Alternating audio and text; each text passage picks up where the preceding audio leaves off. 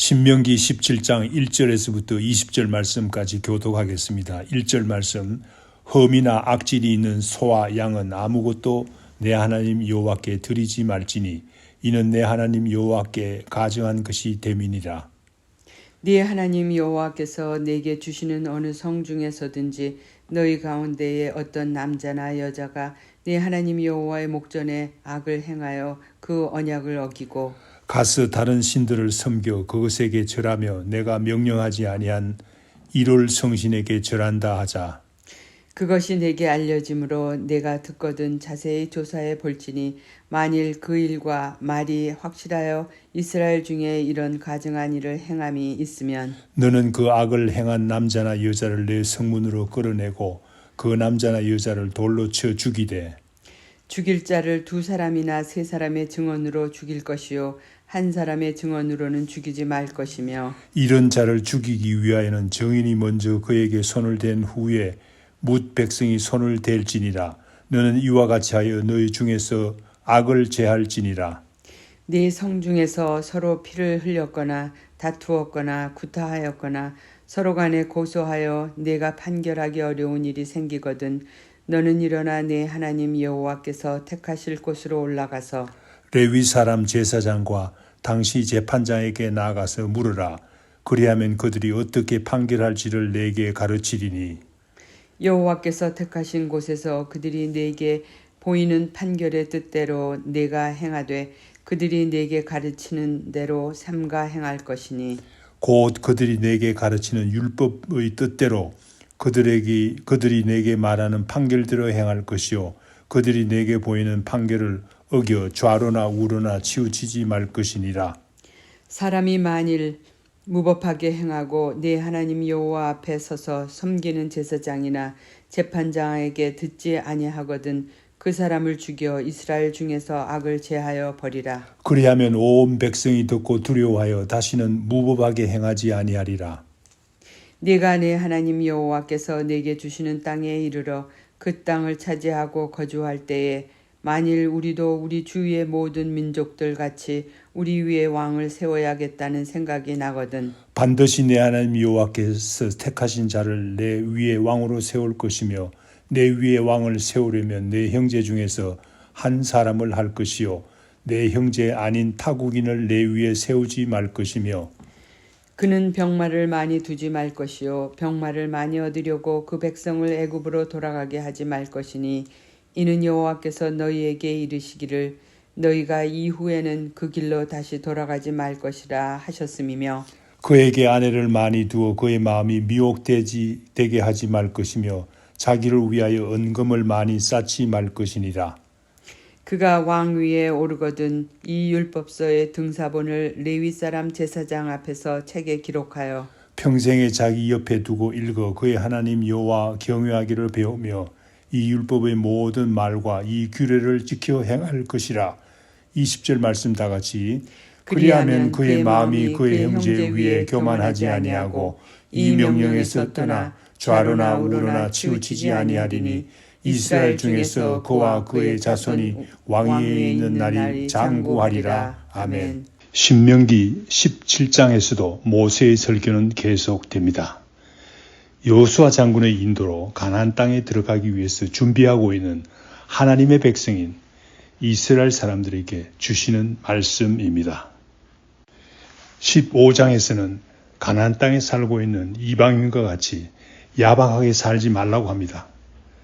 갚을 길이 없는 이웃에게 꾸어진 빚은 7년 끝에는 면제해 주라고 합니다. 형편이 어려워 종이 된 동족을 7째 해는 자유롭게 놓아주라고 설교하고 있습니다. 심지어는 그 종이 자유하게 되어서 집을 나갈 때 빈손으로 가게 하지 말라고 가르칩니다. 14절 말씀에 보면 양무리 중에서 좋은 것을 주고 타작마당에서 곡식을 후히 데워주고 포도주 틀에서 포도주를 넉넉히 데워주어서 보내라고 합니다. 16장에는 어떤 말씀이 있습니까? 이스라엘 사람들이 가나안 땅에 들어가게 될 때 가나안 사람들이 지키는 절기를 따라 지키지 말라고 합니다. 오히려 여호와 하나님께서 명령하신 절기를 지키라고 합니다. 그 절기는 어떤 절기들입니까? 유월절과 칠칠절과 초막절을 지키라고 합니다. 또한 공의로운 재판을 할 재판장과 지도자들을 세우라고 말씀하고 있습니다. 오늘의 본문 신명기 17장에서는 하나님의 백성인 이스라엘 백성들이 가나안 땅에서 올바른 방법으로 하나님을 섬기는 방법에 대해서 가르칩니다. 먼저 1절에서 7절에서는 백성들이 하나님을 진실로 섬길 것을 가르칩니다. 하나님을 진실로 기쁘시게 하는 길을 설명하고 있는 것입니다. 어떻게 하는 것이 하나님을 진실로 섬기는 길입니까? 먼저 1절 말씀에 보면 흠이나 악질이 있는 제물을 하나님께 바치지 말라고 합니다. 가나안 사람들은 자기 신들에게 제사할 때 적당하게 흠 있는 제물을 섞어서 바치기도 했습니다. 그런데 하나님께서는 흠 없는 제물만을 바치라고 하십니다. 레위기 22장 22절에서 23절 말씀에 자세히 나와 있습니다. 너희는 눈먼 것이나 상한 것이나 지체에 배임을 당한 것이나 종기 있는 것이나 습진 있는 것이나 비루 먹은 것을 여호와께 드리지 말며 이런 것들은 제단 위에 화제물로 여호와께 드리지 말라. 소나 양의 지체가 더하거나 덜하거나 한 것은 너희가 자원하는 제물로 쓰려니와 서원 제물로 드리면 기쁘게 받으심이 되지 못하리라 라고 말씀하고 있습니다. 그런데 하나님께서는 왜 흠 없는 제물만을 바치라고 하십니까? 왜 그렇습니까? 여호와 하나님은 죄가 없으시기 때문에 오직 흠 없는 제물만 기쁜 마음으로 받으십니다. 흠 없는 제물은 예수 그리스도를 상징합니다. 죄가 없으신 자기 아들, 하나님의 아들, 독생자를 십자가에 죽게 함으로써 우리 죄를 사하셨습니다. 그러므로 하나님께서는 흠 없는 제물만 기쁜 마음으로 받으십니다. 왜냐하면 흠 없는 제물만이 진정한 능력 있는 제물이기 때문입니다. 히브리서 7장 26절에서 27절에 나타납니다. 히브리서 7장 26절에서 27절 말씀 읽겠습니다. 이러한 대제사장은 우리에게 합당하니 거룩하고 악이 없고 더러움이 없고 죄인에게서 떠나 계시고 하늘보다 높이 되시니라. 그는 저 대제사장들이 먼저 자기를 위하고 다음에 백성의 죄를 위하여 날마다 제사 드리는 것 같이 할 필요가 없으니 이는 그가 단번에 자기를 드려 이루셨음이라. 그렇습니다. 우리 예수 그리스도는 흠없는 제물로 드려진 바가 되었습니다. 그러므로 능력 있는 대제사장이 되신 것입니다. 27절 하반절에 그가 단번에 자기를 드려 이루셨습니다 라고 말하고 있는 것입니다. 그러한 결과로 본문 말씀 2절에서 7절 말씀에서는 하나님의 백성들은 다른 신을 섬길 수가 없다고 합니다. 다른 신을 섬기는 것은 여호와의 목전에 악을 행하는 것이라고 합니다. 가령 예를 들어 어떤 사람들이 1월 성신에게 하늘의 태양과 별들에게 절을 함으로써 다른 신들을 섬겼다고 가정합시다. 돌로 쳐 죽이라고까지 말씀하십니다. 왜 이렇게까지 말씀하십니까? 이만큼 하나님께서는 다른 신을 섬기는 것을 싫어하신다는 말씀입니다. 이스라엘 백성들이 가나안 땅에 들어가서 두 번째로 할 일을 8절에서 13절 말씀에서 말씀하고 계십니다. 가나안 땅에 들어가게 될 때 하나님의 말씀대로 판결할 제사장과 재판장을 세울 것을 명령합니다. 하나님의 백성들이 사는 사회도 사람이 사는 사회이만큼 다투거나 구타하거나 피를 흘리는 일로 인해서 분쟁이 있고 고소 고발 사건이 있을 수가 있습니다. 그런 경우에 공의로운 재판을 할 사람을 세우라고 하는 것입니다. 그런데 하나님의 말씀에 보면 11절 말씀에 보면 재판할 때 하나님의 말씀이 판결의 기준이 되게 하라고 합니다. 판결의 기준이 하나님의 말씀이니 하나님이 그들의 말씀에 그들의 삶의 기준이 되는 것입니다. 하나님의 말씀이 판단의 기준이 되니 그들의 삶의 기준이 바로 하나님의 말씀이 되는 것입니다. 또한 판결이 나게 되어서 일단 판결이 나게 되면 판결이 난 대로 따라야 한다고 합니다. 12절 말씀에서와 같이 판결을 받은 사람이 무법하게 행하여서 판결에 복종하지 않는 경우가 가끔 있습니다. 재판장의 판결의 결과를 따르지 않고 자기 마음대로 행하는 사람들이 있습니다. 이런 경우에는 이 사람들을 죽여서라도 재판장의 판결을 세우라고 합니다. 그렇게 해야만 사회의 질서가 확립되고 기강이 서지 않겠습니까? 그렇게 하면 다른 백성들도 듣고 두려워한다고 합니다. 법의 질서를 세우라는 말입니다. 판결에 복종하지 않는 사람을 죽이라는 말은 오늘날의 기준으로 보면 좀 잔인한 것 같습니다. 그러나 이만큼이나 하나님의 말씀의 권위를 세우라는 말이 아니겠습니까? 그러므로 재판을 공의롭게 하기 위해서는 전문적으로 하나님의 말씀을 연구하는 제사장과 그 말씀대로 판결하는 재판장을 세우라는 말이 아니겠습니까? 오늘날 서방 세계의 법률이 성경에 기초를 두고 세워진 것은 참으로 다행스러운 일이라고 생각합니다. 인간의 사상이나 생각에 기초한 공의는 사실상 공의가 아니기 때문입니다. 오늘날 우리 그리스도인들은 하나님의 말씀 위에 사회 질서가 세워지도록 앞장서서 일해야 되겠습니다.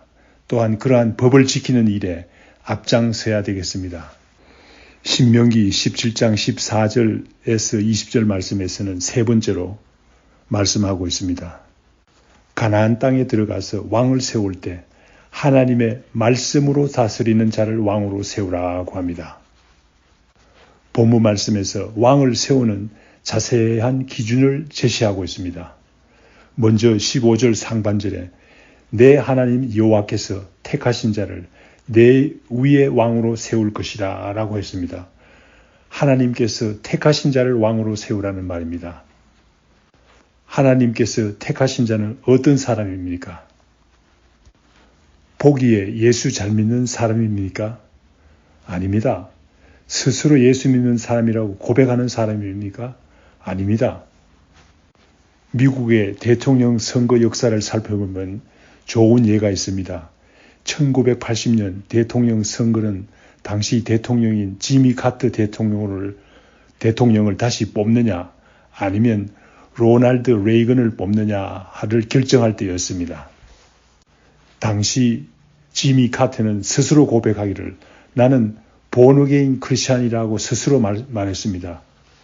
참으로 용기 있는 말씀이죠. 그래서 그전 4년 전에 대통령으로 선출되었습니다. 많은 크리스찬들이 지지해서 대통령이 되었습니다. 또한 지미 카터는 그 당시에 썬데이 스쿨 티처임을 자랑했습니다. 그러나 그는 4년 동안 대통령으로 재직하면서 민주당의 압력에 밀려서 아보션 법안에 사인하는 많은 반기독교적인 법안에 사인하는 일을 했습니다. 그러나 그 당시 캘리포니아 주지사 로널드 레이건은 한 번도 크리스찬이라고 스스로 자랑하지 않았습니다. 교회를 정기적으로 출석도 하지 않은 기독교인이 아닌 것 같이 보였습니다. 그러나 그 당시 많은 기독교인들은 로널드 레이건을 지지했습니다. 그 후 로널드 레이건이 대통령으로 당선되었습니다. 그가 한 일을 보면 하나님께서 그 당시에 택한 미국의 위대한 대통령임을 우리는 인정하지 않을 수가 없습니다. 본문 말씀으로 다시 돌아갑니다. 15절 하반절에 내 형제가 아닌 타국인을 왕으로 세우지 말라라고 했습니다.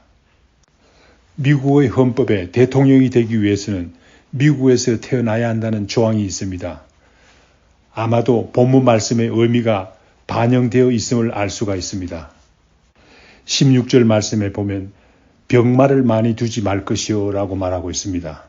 이 말씀은 병력이나 무기, 즉 군사력에만 의존하지 말라는 하나님의 말씀입니다.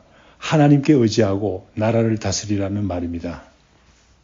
17절 말씀에 보면 그에게 아내를 많이 두어 그의 마음이 미혹되지 않게 하라고 말하고 있습니다. 그 당시 왕들은 많은 아내를 두었습니다. 권력이 있었습니다. 재물이 많았습니다. 그래서 많은 아내를 둘 수가 있었습니다. 그러나 그렇게 함으로써 많은 왕들이 그 마음이 미혹되어서 나라에 어려움이 많지 않았습니까?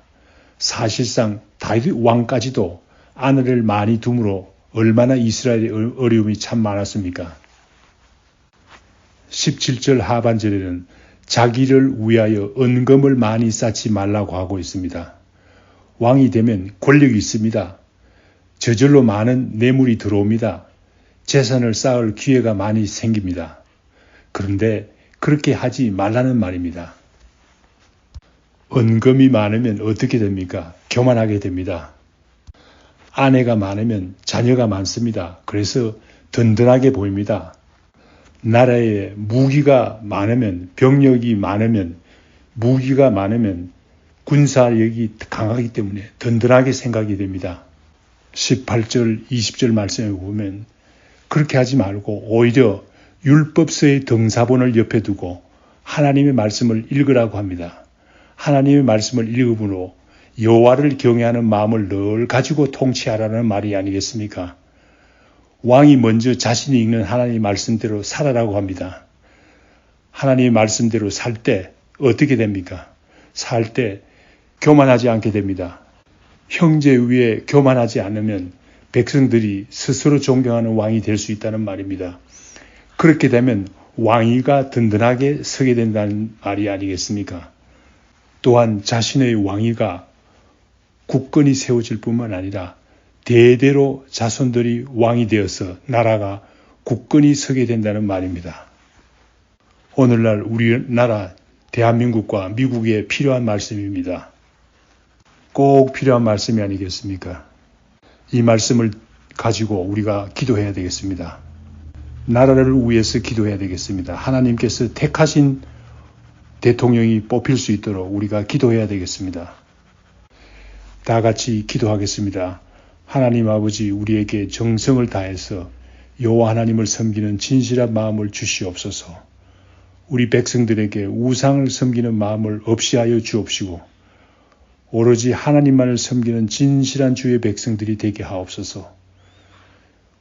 이번 3월 9일에 있을 조국 대한민국의 대통령 선거를 하나님께서 지켜주시옵시고 하나님께서 택한 사람을 대통령으로 뽑아 주시옵기를 간절히 빕니다.